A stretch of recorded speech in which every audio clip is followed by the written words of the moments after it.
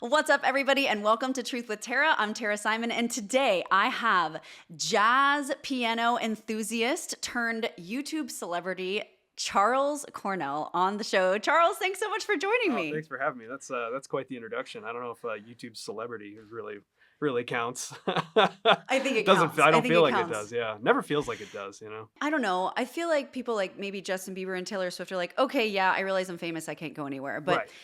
in all fairness, there is a level of celebrity on YouTube, and it's nice because it's not really all that overt in public. You No, sort of no, no, still no. get to be, Yeah, no, it's you, it's which is really nice. it's great because when I do meet people, it's always like cool to just run into people who have checked out the channel or whatever, and Yes. it's great to talk to people, but you're able to still do everything you need to do, and you're not constantly like everyone's looking at me.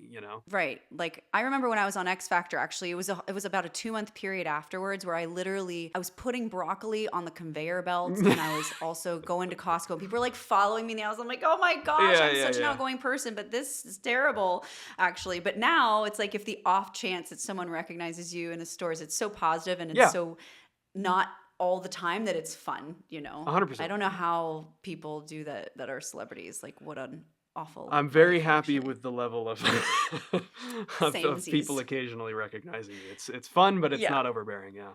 You said it best. So, okay, for those of you who are watching and you don't know who Charles Cornell is, the fabulous, the great, tell us, Charles, like, what's your deal? How I really want to know, and I know a lot of our listeners and viewers want to know how you got into YouTube. It's kind of a great story, kind of similar to mine, actually. So, tell us your nerdy jazz pianist enthusiast turned YouTube story. Yeah, I mean, for me, I was always into jazz from the time I was about 12 or 13 and started studying.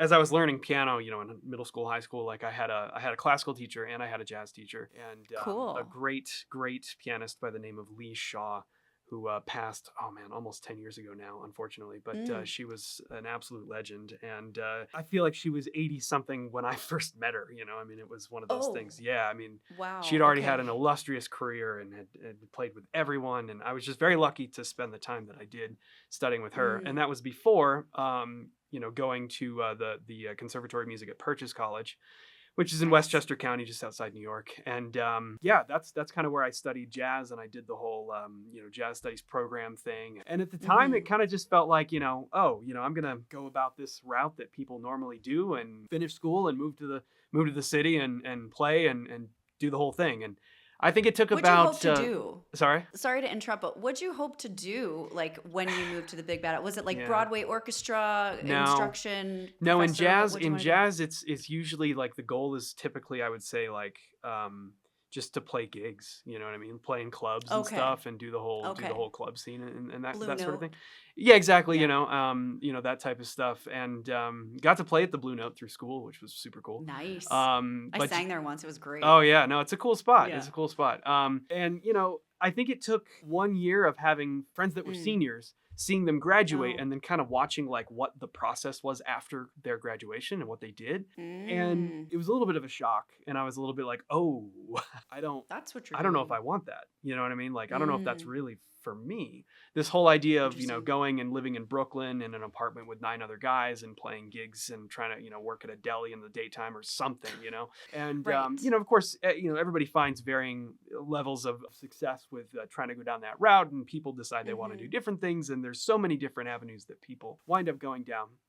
That exposure to that sort of lifestyle, and especially, the New York City thing, like, I'm from New York, but I'm from, 4 hours straight north of New York City in the Upstate. middle Yeah. of Different. farmland. I grew up on a farm, like the whole deal. So Yeah. like, for me, I enjoyed spending time in the city, but I also enjoyed leaving.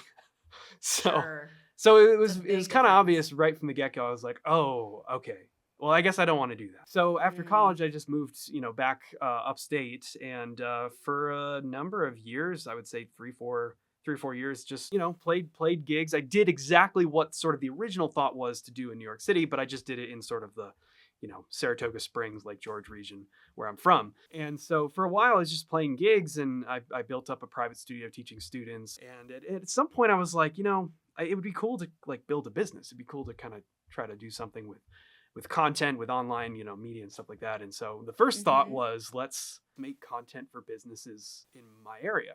like, because we're better at content than they are, and we know how to make cool What stuff. kind of content? Just like, so honestly, I sort of like carved out a little niche, working with a lot of power sports and motorsports shops in the area. So yeah, like making, Wait, yeah, it's super, this has super, nothing to do with music at nothing to all. do Like with music at all. you're not talking about music content. You're talking about like digital marketing for Yeah, companies. exactly. Yep. Yep. Okay, I'm Now actually we didn't get got into it. the ad thing too much, but like what we Okay. did do is we created a ton of content for local businesses.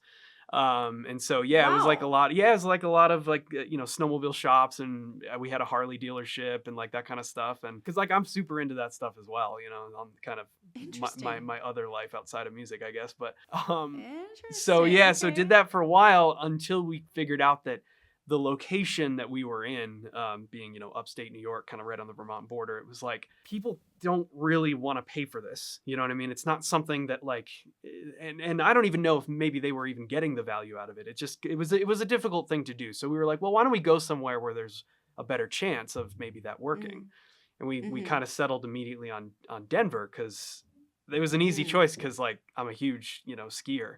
So like I was like Right. I can't go somewhere that I can't ski. So Yeah. came out to Denver, sight unseen, never been out here before, and we just rented Denver's an apartment. amazing. Yeah, my girlfriend at the time, she's now my fiance, and Yay, congrats. thank you. Yay. And yeah, it's her birthday today actually. So yeah, it's What? I'm yeah, so what a sorry. day. No, it's totally fine. So yeah, we came out here sight unseen. We rented an apartment that was double the rent that we'd ever spent before, and we signed a 16-month lease. So Ooh, that's yeah, ballsy. so yeah, we came out and proceeded to do absolutely nothing that we intended to do with the business that we had come out here to try and grow.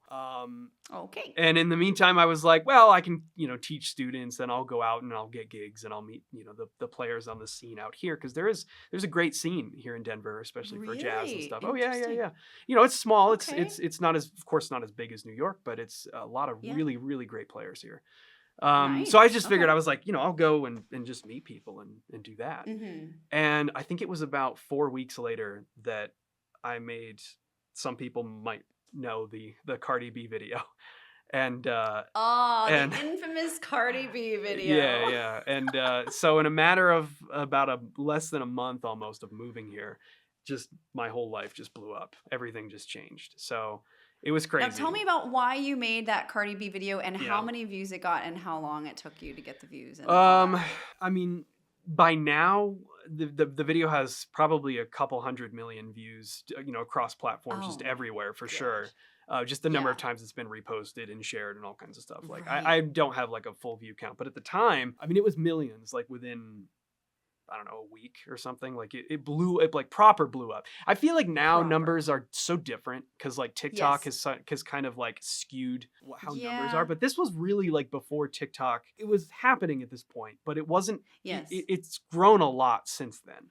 Mm-hmm. And Yeah, like TikTok was millions of actually, views then is really a lot. yeah, right, exactly. So, Mm-hmm. but the thing that was crazy was it blew up everywhere. So within like a couple of weeks, I had a 6-figure following on 5 platforms, because Wow. this same piece of content blew up everywhere. But I think there was maybe an important catalyst that helped was I immediately kept going. Like like the what that video was, I just was like, all right, just do it again. Like just make it again, but with a different subject matter. And then just keep going and going. And I did that for about a year. For almost a year, I want to say I posted, thinking back on this now, I'm like, wow, How'd you did do I it? just turn into a complete, like, I can't do anything anymore? Because at this time, I was making and posting 2 of these on Instagram like every day. Every day. Oh my Yeah, it was nuts. gosh. It was insane. And that's definitely one of the reasons I stopped eventually. The other reason was I just thought the joke had kind of been played out, but like, yeah, it was crazy. Okay, so wait a minute. It was nuts. I gotta back you up Yeah, here. yeah, please. You're like me. You track fast, but let's for the ones that are like slower on the uptake. Sometimes actually me included. You went from basically no social media presence to a 6-figure follower count on 5 platforms in how long? It was a couple weeks, maybe. Yeah. I mean, I In don't, 14 days. yeah. I'd have to go back and look. I think I have like, I took screenshots and stuff, so I have it all somewhere, but it was not very long That's at all. wild. And for reference, like when the first video went up on Instagram, for example. So TikTok, which is where it started, it was a Uh-huh. totally new account. So nothing, right? Wow. And on Instagram, I think I had 52 followers. Wh- 52, not 52,000, 52. 55 yes, yeah. So Yeah, good. YouTube was less than 100 subscribers, like, yeah, the whole thing, so it was Oh proper, like, my zero. gosh. Yeah. Now, um would you mind, if you don't want to, it's fine, but would you mind telling us if that video was monetized, and if so, like yeah, how much you made yeah, from yeah. that so video? so the short answer is nothing. Because, Oh! well, but okay, so check this out. YouTube has changed even just in the 4 or 5 years since then, right? But like Mm-hmm. like drastically. However, Yeah. it's still basically true that you really can't make any money on 30-second content or shorter, right? So Oh, all it of was these short. videos were like That's super right. short. And so, Mm. you know, and also you have to get 4,000 watch hours and 1,000 subscribers before you can monetize. So I mean, the 1,000 subs, that happened really quickly, but you can Yeah. imagine when you have a video that's like 15 seconds long, it takes a long time to get Right. 4,000 watch hours. Oh, wow. So yeah, for a Okay. while I wasn't monetized, but, and I will caveat that, because by the time I was able to turn that monetization on, I was very fortunate. This is like incredibly lucky that it happened this way, but like, and the vast majority of people trying to grow on YouTube, it will not do this. But like, I Mm. just, I was at right place, right time. I got very lucky, right? But the Uh-huh. first check I got from YouTube, I think, was like $1,800, um, Wow. which at the time, we moved out. Leanne and I moved out here with nothing. Like, we had Mm. no savings, we had no income, we had no jobs, we had no jobs lined up, we had no plan for what our jobs were going to be, and the rent was twice what we'd ever paid in rent before. I think it was What is something wrong with you insane, like guys? 1,600.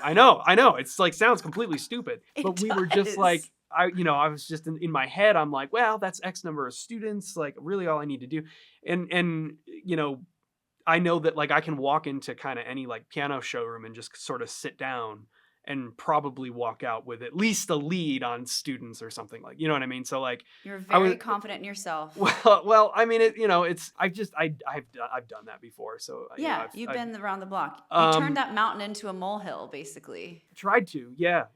And then, I mean, as fast as I found success with everything blowing up, like Leanne, honestly, it was even faster. We went up on top of the building in the apartment. We had this little tiny 500 square foot studio apartment. We went up on the roof, and she looked out across, and there was a building that had a big name on it, and she was like, "That'll do." And she just went and got a job, and just like at a Fortune 500 company, and just like, yeah, I mean, Favor. That's crazy so favor. I mean, it worked out. So like, yeah, it was cool. So yeah, we had no plan, and it just happened to work out. And I think there was actually a month where everything had started blowing up, but I was still in Hmm. that phase where I couldn't make any money. And so we Mm. both collectively said, all right, she was making enough money to at least pay the rent for that month. So we are like, all right, Okay. let's wait this out, and let me just keep hammering and see if we can get this to go somewhere. And then within Yeah. a month, like, she won't need to like cover, obviously, the rent, Right. but for a month there, it got a little sketchy, but we Wow. were like, I know this can work, because the thing is, and they always talk about, like, it takes 10 years to become an overnight success, right? So the thing Right. with Right. like YouTube for me had kind of been a dream, I would say, for 10 or 15 years. Like, I'd always Oh, looked at really? it, yeah, and I'd always looked at it and been like, I can't say 15 because that would have been before YouTube. Like, at least 10 years I had looked at YouTube as this, like, oh my god, if I could do anything, I Right. would want to That's just what I make did. content that I care about for an audience that cares about it. And Mm. that had been, this sort of, but it feels like when you're out of that world, it just feels like such a dream. Insurmountable Yeah, dream. it doesn't feel Yeah. real at all, because you're just like, well, I don't even Mm. know the first step to even Right. go down that road. What camera do I even get? How do I turn it on? Yeah. Let alone how do I frame something in a way that's interesting to people. Like, Yeah. it's such a world that if you're not in it, it's very difficult to kind of understand what it's about. Yeah. Super intimidating too. Mm-hmm. Totally. Yeah. I can't believe that. So your first kind of joke video does, you know. It wasn't the first one actually. It was Oh, really? no, I think it was like 3 or 4 cuz the where it actually started was I can draw all this back to a $300 practice piano that I picked up from Guitar Center used in Centennial, Colorado. And I uh I was driving home with this thing. I had just bought it and it was in the back seat of my 2009 Toyota Corolla with almost 200,000 miles. And It's a country song somewhere. yeah, exactly. And I was like, I just started thinking about Trump tweets as songs, and I thought it was just hilarious. I was just like, this is so ridiculous and absurd, you know. And come to find out, I think Josh Groban had done something like that on one of the late night Oh, shows or really? something like yeah. But I was just like, That's I was funny. kept thinking through. I was reading through some of them, and I was like singing them in my head, and I was like, this is the dumbest thing I've ever like. This is so hilarious. And so I just like, I don't know. Let me just try one. Let me just And I tried it, and I made a couple of them, and I was like, this is kind of cool. Like it's kind of funny, I guess. But in the midst of that, I remembered years ago when I was in college, I had seen a video. There's a drummer named I think his name's Dan Weiss. He's a great drummer.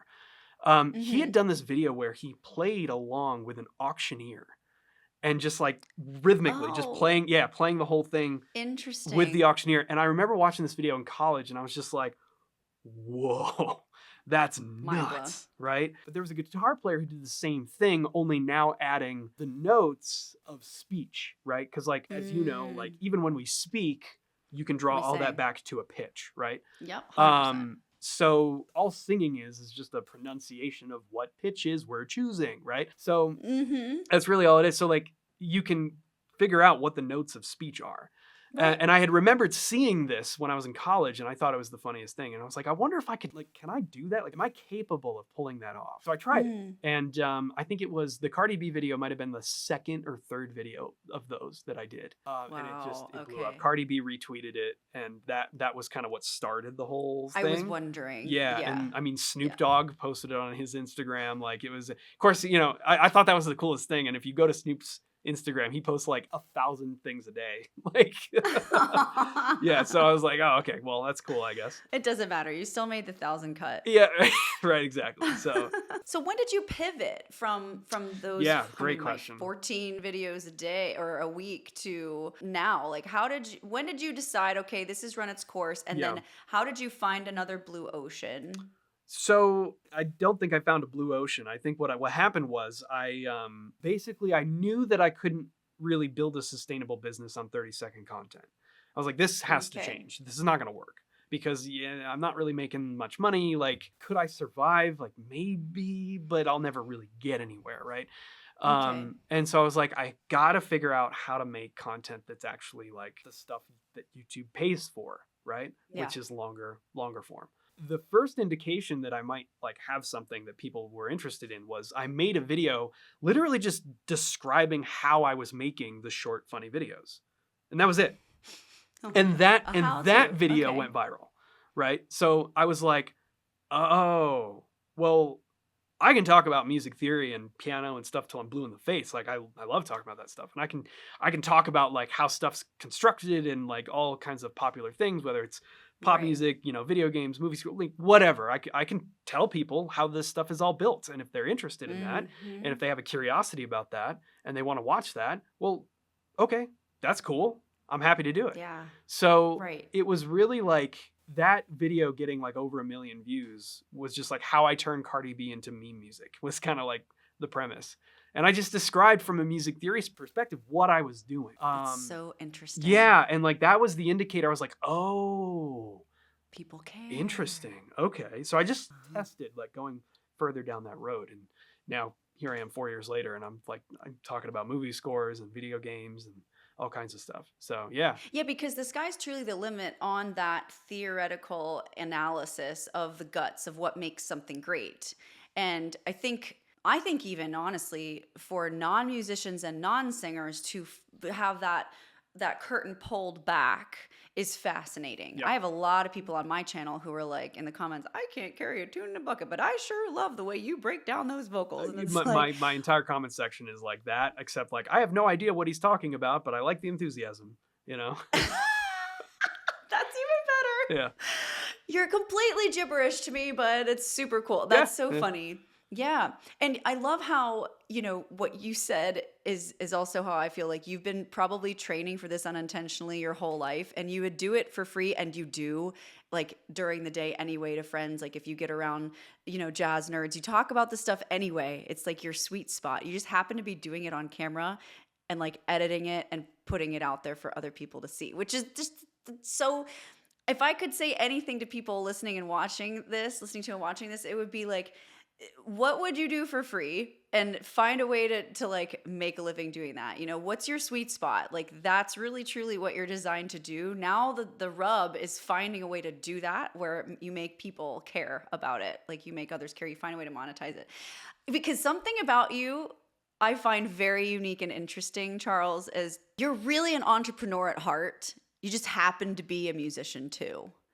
And I have met maybe like 1.5 other people that are like that, that I can sort of resonate with. And when I first saw you and then we got to talking and became friends a little bit, I'm like, this dude is crushing the business game of music. And it just happens to be music. And I freaking love that, because there are not that many. A lot of musicians, they get stuck in that rut of like, I just want Yeah. to gig and be on the stage and I don't know, but you're really like, yeah, we are going to have a members thing, which we'll talk about soon. And yeah, I had a digital company by accident while I was doing school. That's amazing to me. I love that. You know, yeah, I think it's interesting because there are people who are obviously wildly successful just playing music, and Yeah, for sure. many people, the aim is the development of the art form. And Hmm. they're not concerned really about, money or the level of success as others might view it. Yeah. And that is like, there is no right or wrong way to go about any of this. Right. You know what I mean? Um, Right. that being said, I think, I guess for me at a certain point, I was like, well, how do I want to live my life? Like, what do I want to achieve? What sort of lifestyle do I want to flat out be able to afford? You know what I mean? Yeah. And the years that I had spent playing $100 gigs and teaching students, babysitting somebody's kid for half an hour while they go Yeah. walk around the mall, like it just, I was like, all right, I don't know if this is like kind of how I want to do this. Right. And so granted, I stumbled into this opportunity for sure. And it was very, very fortunate, and whatever you want to call, I mean, luck, meets preparation meets opportunity or whatever. Like, okay, yeah, Yes. maybe, but I'm under no delusions that that I wasn't fortunate to fall into the situation. But and at that point it becomes about like, all right, well, how then do I leverage this? How what do I do? And at the basis Yeah. of it, I think for me the goal is like, well, find a way to help the most people that I possibly can, right? And Mm. start from that point, because you see so many times like people start from like the money side of it, and Yes. yeah, it's not that you can't make something great and stuff like that. It's just like sometimes it might cloud the overall goal to some degree. So I Yep. wanted to start 100%. from, I know that I can help people understand music. I know that I can help people Mm. get better at this instrument and figure out, maybe break through and finally start playing this instrument, which has always been my goal. And so then it just Mm. became about like, how do I do that in the absolute best way possible? What are all the things that I wished somebody had said to me? And I had great teachers, right? Yes. But there were still things like that maybe I didn't understand until later. And it 100%. was like, Yep. how would I say all this stuff to me? Like, Yeah. what, Yes. and it was basically about like taking all of that stuff and trying to package it in some way. And then be like, hey, I made this thing if you want it. Right. From there, just And kind they of, want it. but the really interesting thing, and I think so many creators fall into this trap. I think it's changing. I think YouTube is really shifting in this way, with the development of the creator economy and everything. But I think Mm. there are, and we see these stories constantly where some YouTuber, they just stop getting views over time, which I think there's a whole bunch of reasons that maybe that happens, but Yeah. like, because of that, the money dries up because they're not getting views, and Hmm. that's kind of the only way they've ever made money. And Right. so if you want to create longevity and create something that is sustainable. Just getting views on YouTube is not it. Not it at all. No, and there's a really interesting thing that I've been learning a lot. I still feel like I'm completely starting out at this, but being a business owner is not the same thing as being a YouTuber. Now, when you are a YouTuber, wait, say it again, Charles. Say it again one more time. all right, being a business owner is not the same thing as being a YouTuber. Now, when you're a YouTuber, by definition, you are a business owner for sure, absolutely, but learning how to run a business the way that entrepreneurs do, or small business owners, or just like truly building a sustainable business is a different thing entirely. And I feel like 100%. I've been learning so much about that. Like I learned, and this is sometimes the trap that I think a lot of creators fall into. I learned how to be a creator first, and I feel like I'm learning how to be a business owner second. And it's not that there's an important order to how those things go, but it's recognizing that they are different and they require a different approach and different effort. Right. It's the reason why there have been instances in the past where some massive YouTuber will drop a product and it's this like big, like, oh, I'm putting out a thing, right? And no one buys it, right? Because the false assumption is just like, well, I have a lot of views. I have a lot of viewership. I have a lot of subscribers. It's going to be easy. I'm going to get people to, and it doesn't work that way at all. Right. At all. Right. You know, there are the I rare agree. cases. There's the rare, you know, Logan Pauls and Jimmy's, you know, Mr. Beasts of the world and stuff. So it's Feastables. like, I mean, but like that's like another planet that, you know, is a totally that different most thing. people don't live on. They're just aliens 100%. living in isolation, basically. But you know, even with them, and to that end, it's not what you sell. It's why you sell it. And if your why, I believe, is intact first, then the what you sell and the people that will buy it truly do come. And that's one thing I heard Simon Sinek say that in a TED Talk, and it absolutely blew my mind. Oh, it's genius. And it also gave me such comfort because I realized that unintentionally, completely unintentionally, I had that down pat. And I'm the opposite of you in that way, is that I was a businesswoman first before I became a YouTuber. I completely by accident became a YouTuber. I was suggested to do a reaction one day, and the guy that said, hey, why don't you take the last 20 minutes to do a reaction? I'm like, what's that? He's like, oh, explain to what it is. I was like, that's dumb. No one would watch that, including me. To this day, I still don't know why people watch it. But really what I'd been doing all my life is training people to sing, reacting to their voice, telling them what they're doing right and wrong, and demonstrating. And it's literally what I do in reactions. But what I have found, and I think that you'd probably agree, is that YouTube, to me, has become this top of funnel sort of lead generation for my deeper why, which is to help people find their voice and therefore find themselves. And for you, unroll this curtain behind the complexity and this mystique of how music is made. We both do the same thing. You just do it for piano and I do it for voice. So we need to do something together at 100%. Some point. Yeah. Well, this is actually really interesting because I mean, we can get as deep into the weeds with business or as not deep into the weeds as you want. But there's a really interesting point about this that I've been learning recently. This is all part of like learning to become a business owner, right? Yeah. I've learned that there is a fundamental difference between who my products are for and who actually watches my content. Which is really interesting, right? Because like a lot of people I'm sure might look at my subscriber base and the number of views I get, and they're probably thinking like, this dude's got to be raking in, you know what I mean? And like I do fine, but like it's not that crazy. But there are ways to make it that crazy, and there are a lot of people with far smaller followings than you or I who are crushing it on a 10x 20x scale from what we're doing. And like and I look at them and I'm just like, oh my god, like how, you know, because like sure, I of course aspire to achieve, you know, higher levels and everything like that, but like the interesting thing is this understanding of how to speak to the right people in the right way. So, I mean, you brought up, you know, the start with why concept, which I love. Yeah. And, you know, it's also after you've started with why, now you have to figure out how to speak to the right people. And I realized this year, I was like, oh, a lot of the people who watch my videos aren't necessarily, they're not like necessarily trying to learn how to play the piano. Like a lot of them they're music enjoyers. They love music and they love watching me talk about music, and they're curious about the, the stuff I say and the music theory side of things. But like, Mhm. if I said to the vast majority of my viewers, hey, do you want to learn how to play the piano specifically? I bet a lot of them would be like, I mean, not really. Like, like they're like, I love True. music, or I play a different instrument, or or I Mm. just want to watch, But that's been an interesting thing to kind of figure out, and that's one of the reasons why I launched, the second channel, just my Better Piano channel, because I wanted to be like, okay, if I made content on my main channel that was really diving into the inner workings of this instrument and how to play it, Mhm. nobody's gonna watch that, because it's just not, that's not really what my content is about. My content's not about the Fascinating. piano. My content's about how to enjoy music and understand it on a deeper level, right? Which is not the same thing, Mhm. right?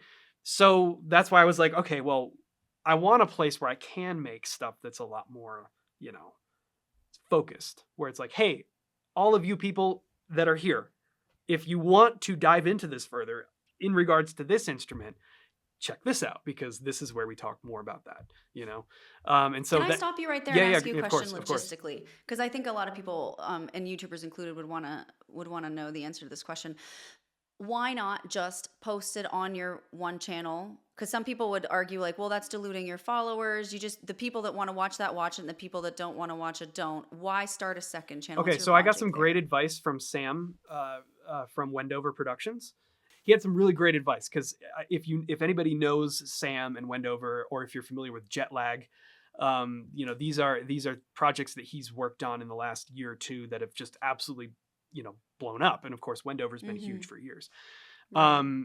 But he was like, if you silo content on your main channel, you are indicating to your audience that and to the algorithm that maybe only half of your audience is interested in one type of video and half of your audience is interested in another type of video. So like, to the algorithm, it looks like, well, most of the people that watch this channel maybe infrequently, they don't really care about at least half of the content on this channel, right? And so it's Mm-hmm. kind of, you're like self cannibalizing in a way, because you're telling the audience and the algorithm simultaneously that at any given time, if I post a video, there's only a 50% chance or lower that you're going to care about it, versus channels Interesting. that are super dialed. Like, if you go to Mr. Beast, every video is the same, right? Yeah. And then philanthropy and gaming, they're different channels, right? And Sam also said he thinks that it is easier to start a new channel than it is to, maybe revive an old one or pivot an old one. I have not tested that theory. I guess Sam has tested that theory, because jet lag has been phenomenally successful. Mm-hmm. And That's why, like, I wouldn't put it on my main channel, because I wanted my main channel to be pretty dialed in terms of who it speaks Yeah. to. That way, you're Smart. you're you're increasing the chances that when you post a video, that's like an indicator to your audience that, like, oh, I'm probably going to want to watch this, because it's probably Mm-hmm. going to be the thing that I expect. If you tune in weekly to your favorite TV show, and it was all of a sudden a different TV show, that's not, you're not going to watch. Like, you're going to be like, okay, well, they just ruined, my trust and the consistency with this. So Makes yeah, I sense. think compartmentalizing content on different channels that are very because you have to think they're different audiences, right? The Yeah. completely different audiences. So I can't expect to just dump all those people into one container. It's just like, that's not how the algorithm really works. It's too much. It's too confusing. It doesn't know who your content's for. It's very fascinating to me. You're making me rethink my entire life and posting schedule now. You just gave me anxiety, Listen, Charles. I feel like I have 3 conversations a week that make me do the exact same thing. So yeah, Oh, that's the well, life it's of good. being a creator, I guess. Right. So with this new channel, you're very niche down into piano. Like, do you really nerd out? Can you give us a sonic example of like some of the harder things or the more like Oh, sure. Here's niche one. down nerdy Here's one. things? This is so unbelievably just like ridiculous and not relevant to the vast majority of people, but somebody might make use of it. Check this out. So if I have a chord, Okay. like let's say I play a chord like that. So this is a C, Crunchy. a C7 flat 9 sharp 11 like 13 chord, right? So I love this shape. I think it's a fantastic shape. I think it works phenomenally well in the context of like a 2-5-1. So if I play a 2-5-1 here, which with very basic chords would sound like this.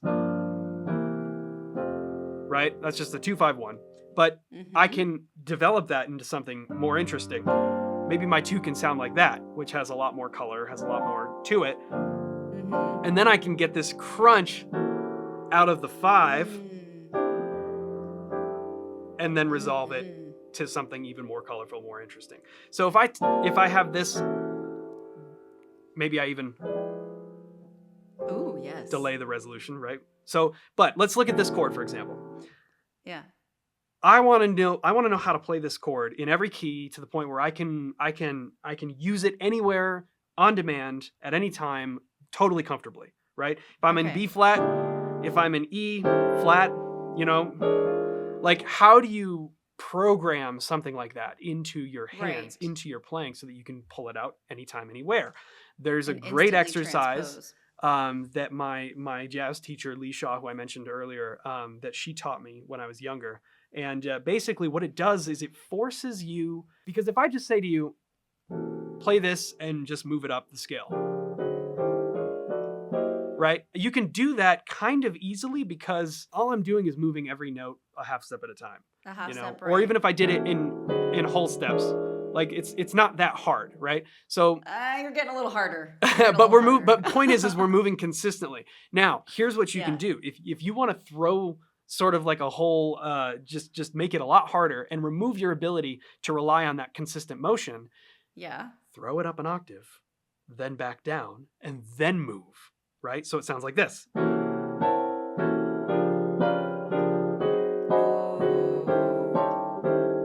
And so on and so forth. And the reason why that works so well is because when I pick my hands up to move, I now have to find the chord again. Yeah, so I can't rely on this slight movement of just moving all the notes up a half step. I have to program that voicing into my hands so solidly, so fluently that I can find it no matter where I play, right? And so if you want to truly program voicings into your fingers, you have to find some way to remove the reliance on another tool, like moving a little bit at a time. So that's what the octave thing does, and it's really effective. And you can do that in all kinds of ways. You can say, well, instead of moving in half steps, maybe I'm going to move in whole steps, right? And then maybe I'll move around the circle. Circle of fifths, guys, is what it means. What's that? You said move around the circle as if people know. So I said circle of fifths. That's what it means. Right. So anyways, but the for me, the Better Piano channel is like the place where I can kind of geek out about that stuff, and where I can really dive in on a much deeper level and talk about the mechanics of playing this instrument, the concepts behind playing this instrument. And the other thing I love to do, because I think one place where I've had a lot of success, especially with like building products and things, and is with the more beginner stuff, right? So I don't want to give the impression that like Better Piano is this insane, over complex thing. Even just something like, how to play that shape. Something now, when you say shape, can you break down that word? Because I'm sure a lot of people don't even know. Yeah, so to me, I look at every physical way of playing a chord as a shape or a voicing. Right? So voicing, shape, to me, they're kind of interchangeable. When I say shape, I'm actually what I'm referring to is the literal shape of the contortion of your hands that is required to play that chord. So the voicing, because you can change the voicing, which then changes the order in which you play those same notes, which then changes the shape of your hands. Yeah, exactly. If I have, if we talk number system here, if I have 1, 5, 9. And then the 3 in there, and I just repeat the 5. Just a very simple G add 9 chord, right? G major add 9. Well, that's cool, but what if I did, that's the same chord, voiced differently, which requires a different shape, right? So that's kind of, to me, I'm like, these are all voicings. Each voicing is a shape of the hands. I kind of use them interchangeably, but, generally speaking, it's the physical process of playing a chord in a particular way. Yeah, makes perfect sense. Thanks for explaining that for our viewers and listeners and me. I mean, I knew voicing, but shape, I was Yeah. like, do I really know that? I kind of figured it, but I Mhm. needed to have that confirmation. Okay, so that's fascinating. So what I'm getting from what you're saying though is that even though there are nerdy niches and great complexities, like you could, have that original chord voicing and shaping that you gave a really easy to practice method in which to get better at it. And I really Totally. love that. Well, and that's the thing too, because yes, maybe I am playing this like really, tons of upper extensions, alterations, things like that. But you can do it with a straight triad. You can just do this. Exactly. It's relevant to anything that you want to learn to get your hands to do consistently and easily. I love that. Yeah. That's so cool. And I really feel like that helps you get unstuck. I think a lot of pianists, including myself when I was learning, I'm a better ear player than I am a sight reader. Let's just get that out there right now. Not jazz trained, classically trained. You and not every jazz, other there's a singer. difference. I know. I'm sorry. I just hear it so much, but just play it for me once and then I can do it. But Yeah. don't make me read, please. But when I was learning, I remember very clearly being like, I'm on a place in this classical piece and I'm terrified to move because if I move, the whole house blows up. I Well, can't get back to here again. Yes, and I mean, I find that same exact thing, particularly with classical music, because of the fact that it's, once you've cast the sheet music aside, playing by memory or playing by tactile memory, right? Yes. That can very easily happen. I mean, if you asked me to start in the middle of page 3 of Clair de Lune, I'm like, Okay, start in the middle of page 3 of Clair de Lune. I don't know how that goes. Okay, start at the beginning of Clair de Lune. Right. Okay, that I can do.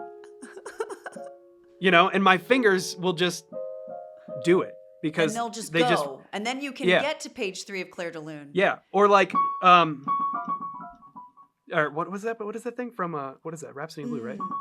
Yeah. Right? If I start at the right point, my hands will kind of just like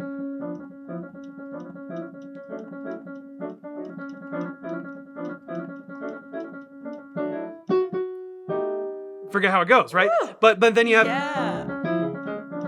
or how does it go?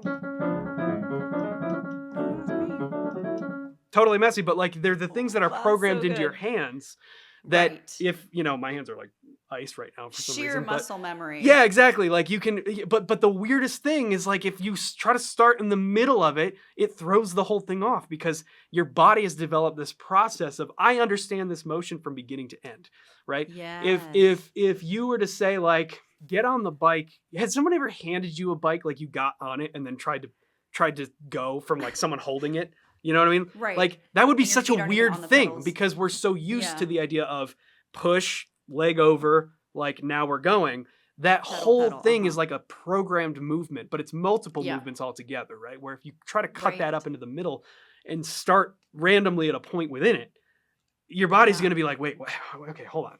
What are we doing? Right. I find playing classical That's music 100%. exactly the same, where like if I start at a certain point where I have a reference point, I'm like, okay, Yeah. my muscles are with it, my fingers are with it. I get it. I think it was section 3 from Maple Leaf Rag by Scott Joplin, like 4 Yeah. times in a row on stage in a performance because I couldn't remember how The to get turnaround. my hands into the final section. Like it just wasn't clicking. And so, but I could go around in circles. I could keep doing that, but Right. I just couldn't get into the next thing because my fingers they just wouldn't do it, And so Well, how'd you end it? I don't remember. I think I might have ended it on that 3rd section somehow. Just got to a random part and just went like I don't know. But it was like Oh, that's so funny. Yeah. I've been there. I've literally had that happen to me at piano recitals. It's the equivalent of forgetting your lines and you feeling like you're dreaming like you're naked. You're like, all right, this is it. I'm going to be sitting on this piano doing this loop for the rest of my life. Help, somebody help. That's so And you know what the weirdest part funny. is too? Like half the time, the best way to ensure that you're going to get yourself into that situation is to bring the music with you. No, because check it out.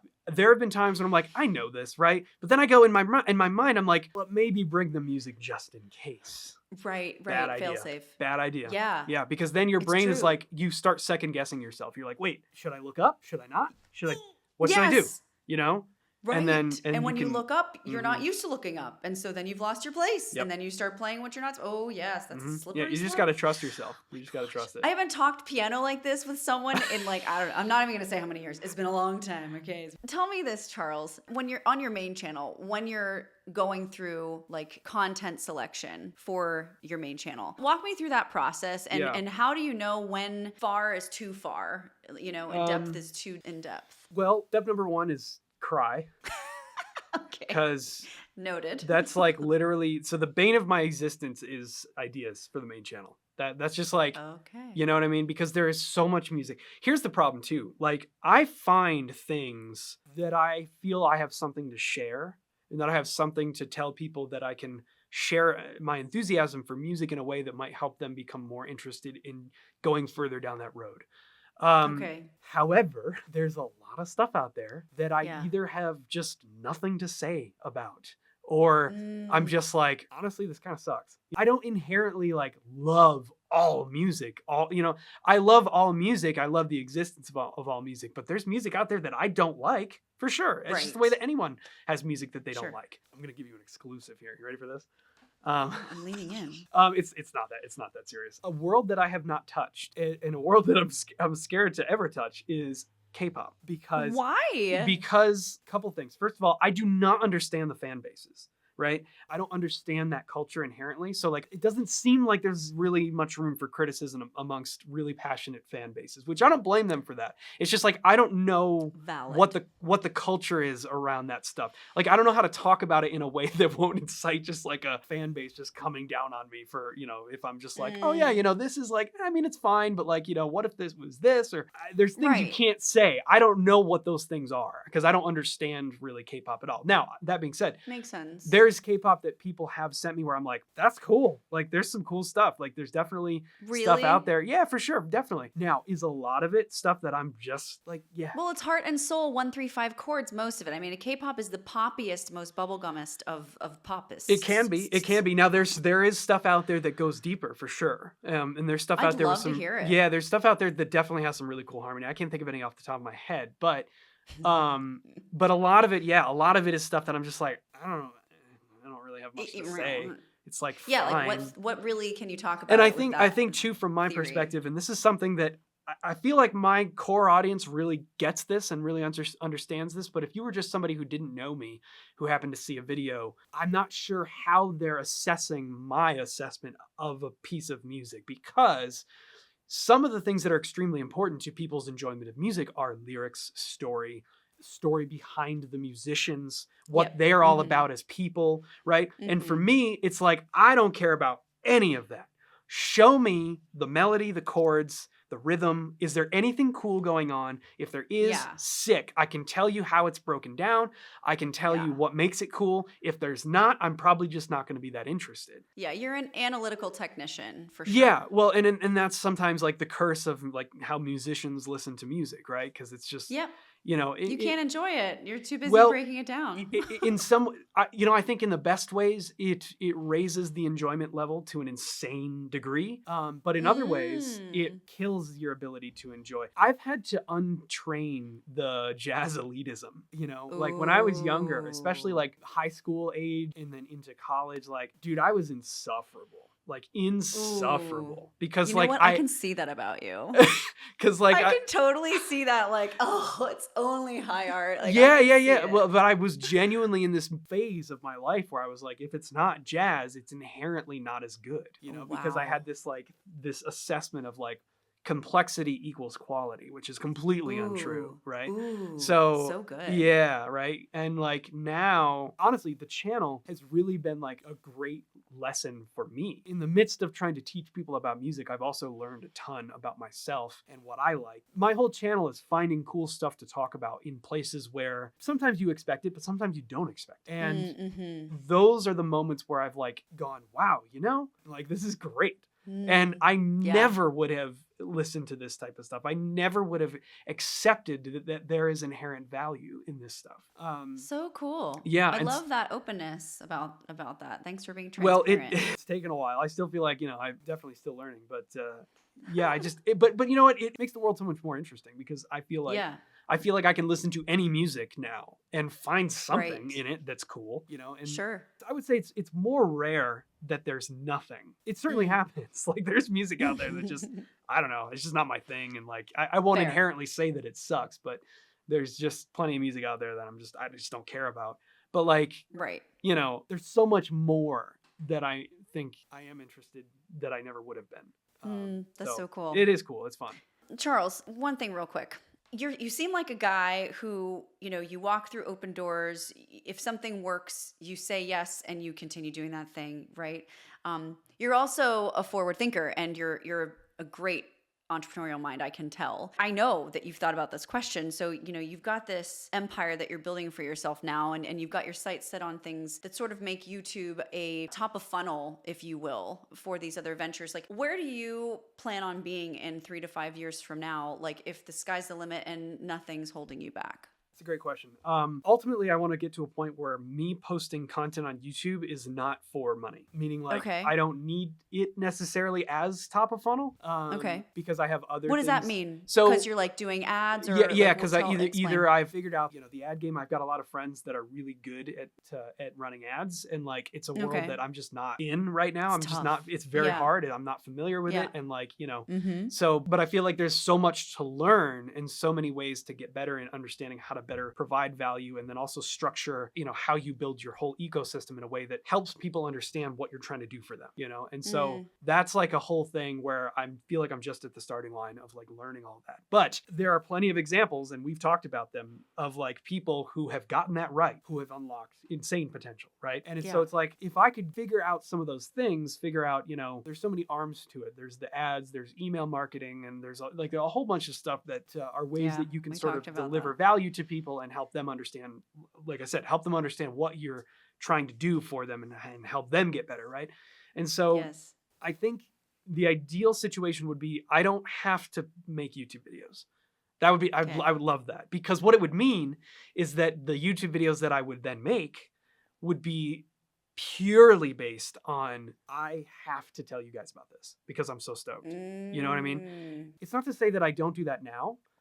Because like I said, I mean, finding content for the main channel is just one of the hardest things in my life. And like, I feel like it's just, it's a never ending struggle.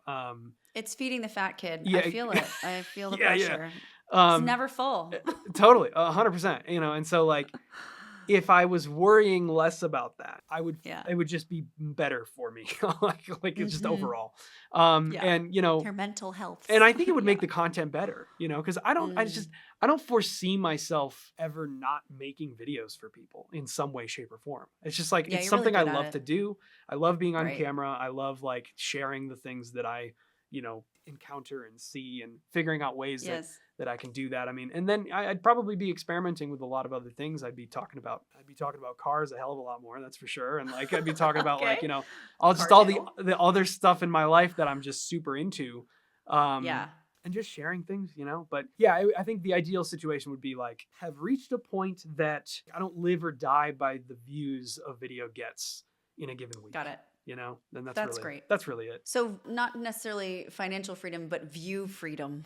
Well, I think financial freedom is directly tied to that, because, you know, at the end of the day, it's like, it just has to be. It is. It has to. It's be the metric. Yeah. You know, it does. It's the metric, and it allows you to live how you want to live, and it's like, Yes. So I've been very dumb in the past, and I'm trying to be smarter, and I'm trying to learn. You know, I guess. Watching my Dave Ramsey, and watching, you know what I mean, that kind of stuff. Oh, so, yeah, like, see, you're a man after my own entrepreneurial heart. I love it. So good. I love it. Dave Ramsey is the GOAT. Okay, so we have one last item on the to-do list today, and I know that you're going to just kill at this because you're quick on the uptake. We're going to do a lightning round of questions. Oh boy. Okay. So Charles, are you ready for our lightning round? We're going to find out. You got 3 seconds or less, my friend. Here we go. All right. Favorite TV show? I can't believe you failed on the first one. Favorite? Listen, I'm going to warn you right now. I am terrible at favorites. Let's try this again. Okay, no, we can try it again. No, I'm not letting you. Okay, You're gonna, all right.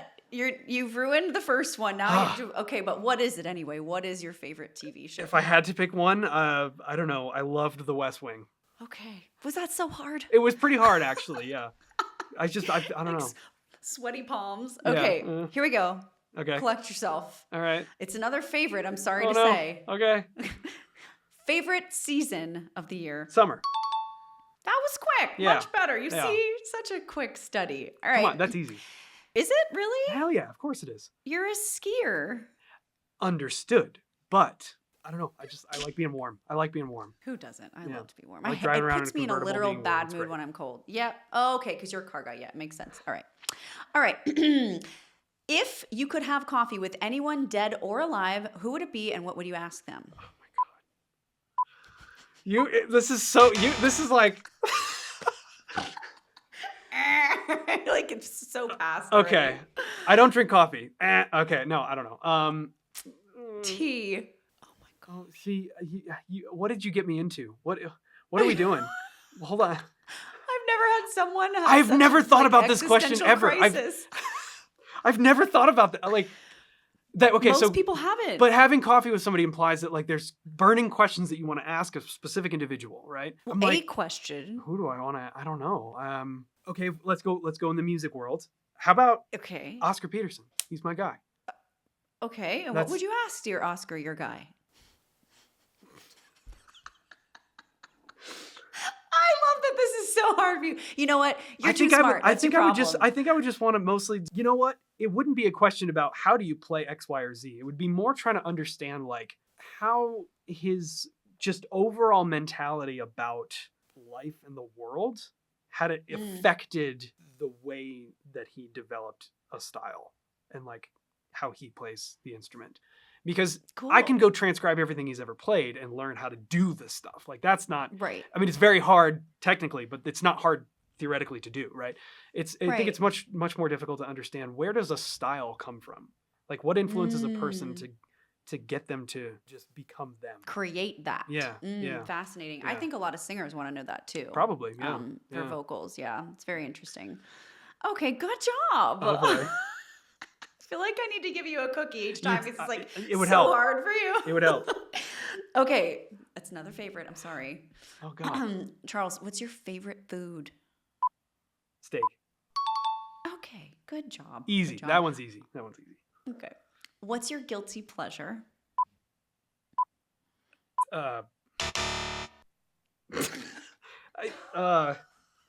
What even qualifies as a guilty pleasure? I don't know. Like Oh my gosh.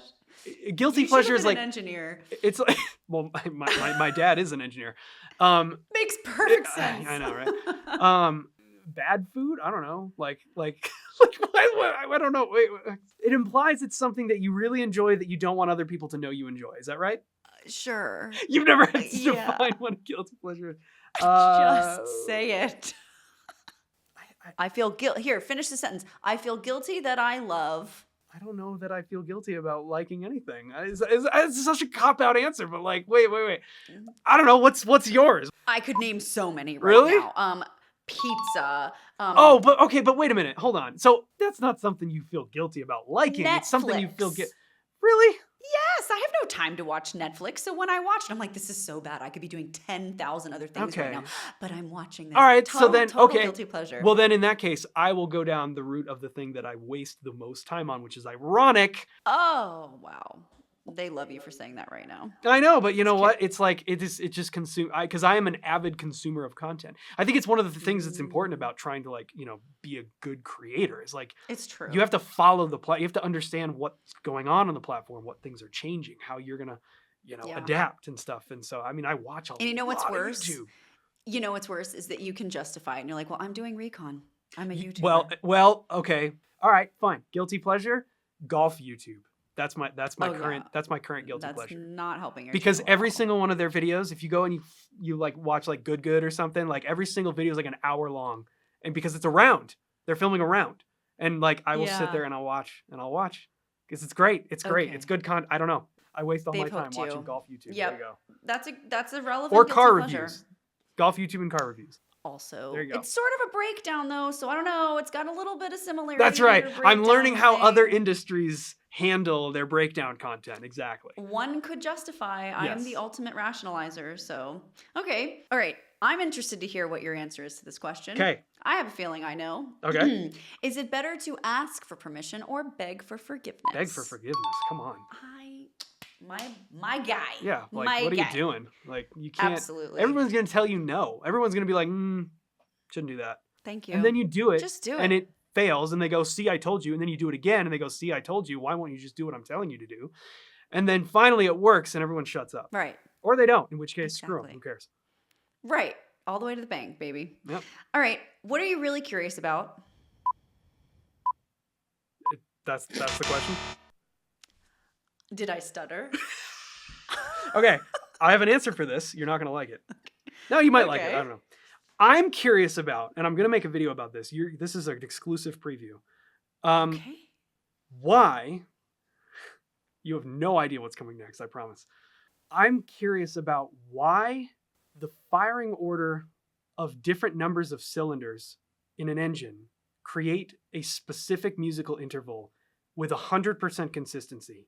And furthermore, why the length of headers coming out of the exhaust manifold and the routing of exhaust systems has an impact on the timbre of that musical interval. Because 6 cylinders makes a fifth no matter how you slice it. But if you make that 6 cylinders a flat 6, horizontally opposed, or if you make them a V6 at an angle, it maintains the perfect fifth interval, but it changes the timbre. I don't know why that happens, and I'm obsessed with this question. And Toyota, when they made the Lexus LFA, which is widely thought to be one of the greatest sounding cars ever, I think it's very good, but not the best. They hired Yamaha to help them tune their exhaust to get it to sound like it does. I want to know what Yamaha did. What did they change to isolate a specific overtone to make it sound like it screams like an F1 car? I do not understand how this works. I can tell you what engine is coming down the road from a mile away with 100% consistency because I know what every single engine sounds like based on the number of cylinders. But I don't know why it happens that way. And it drives me nuts. And I've got to know. I have to know. Do you know? Sorry. I don't even know what you just said. Do you know? Who am I? Where am I living right now? Do I know No, genuinely though, like this is, I'm so upset. Like the sounds of, one of the biggest reasons I love cars is because of the way they sound. I'm obsessed. Like the way cars sound to me is just like, it is as beautiful as music because it is music. Every engine makes a different intervallic relationship, you know? So yes, like, that's true. That's when you hear a beautiful exhaust coming down the road and it's like, not like a fart can, not like something terrible, but like something that's genuinely like a really nice car with a nice exhaust. Yeah. It's gorgeous. It's a beautiful sound, you know? And like, there's a reason for that. And it can be explained in musical terms. And I'm going to make a video about this. I just don't know how to make a video on my channel without it completely bombing because nobody that watches my channel cares about cars. So I've been thinking about this for like over a year, trying to figure out how to make this video. So, I think I might have an answer for you. Ooh, I'm excited to hear it. Maybe that like recon we were talking about really isn't recon. Maybe you collab with one of the bigger car guys and you do it on their channel. I know a few of them. Because that could be kind of a cool outlier video for them. Very and possible. Also, very possible. Yeah, that's my vote anyway. So but only one I'm person. Sorry, I can't give you the answer. I have no only freaking one idea person what has you talked just about said. this. I won't say who it was.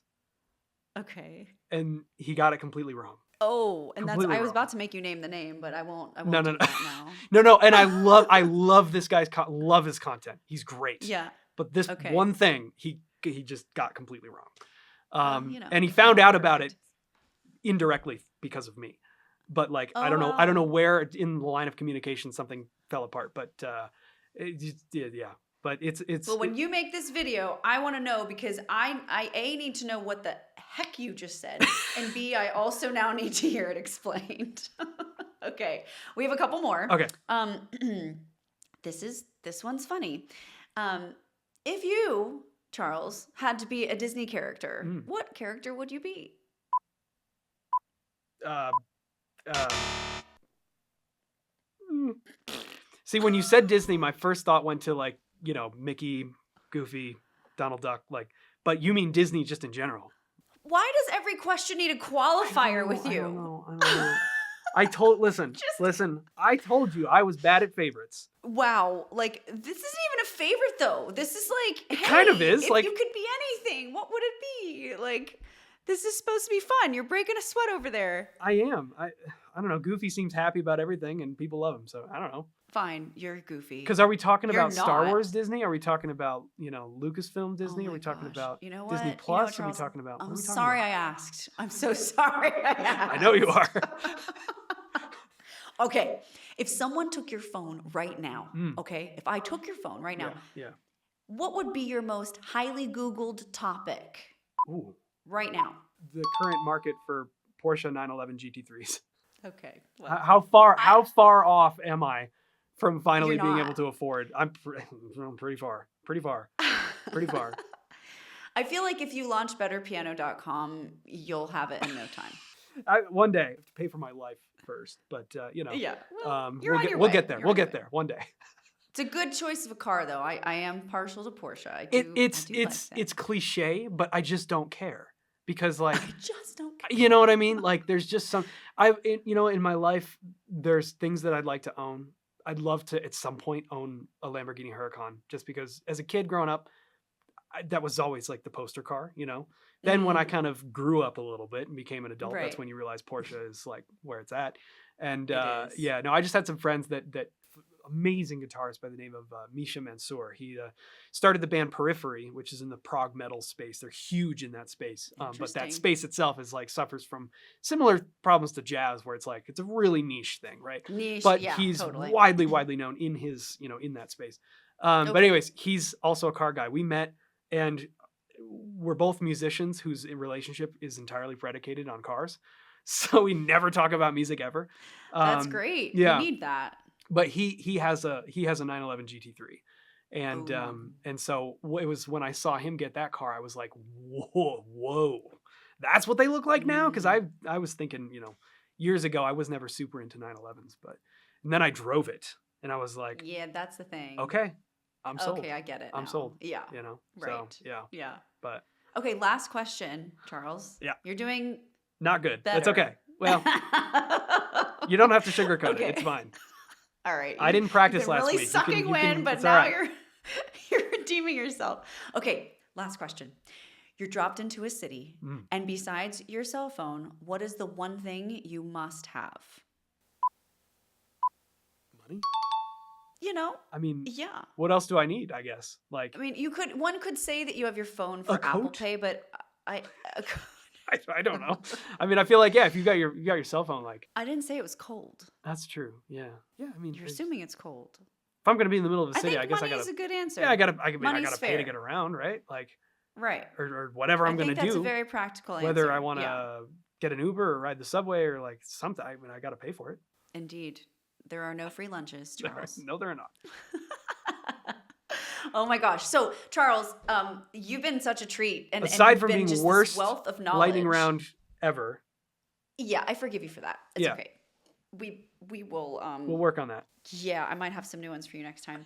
So, Charles, tell us where we can find you. Ooh. Tell us where we can find Better Piano, like what's going on with your plan so that we can put it in the description box and Yeah, shout you totally. out. If you are interested in becoming a member of an amazing community, and I wanted to build this whole space, the betterpiano.com, in an area where all of the course material and all of the community aspect and things like live streaming sessions, live lessons, things like that, group sessions, all kinds of stuff. I wanted it all to be in one place.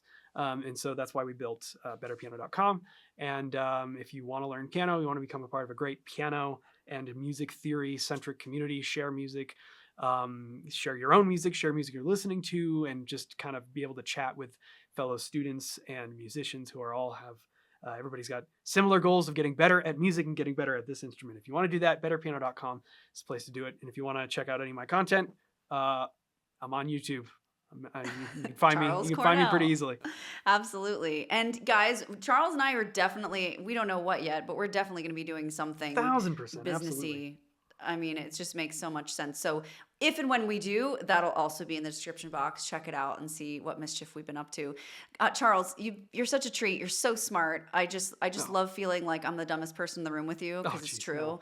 And I look forward to getting to know you even more. Thanks so much for being so generous with your time. Oh, thanks for having me. It was a lot of fun. Appreciate it. You're so welcome. Thanks so much for watching Truth with Tara, guys, and we'll see you on the next one. Bye.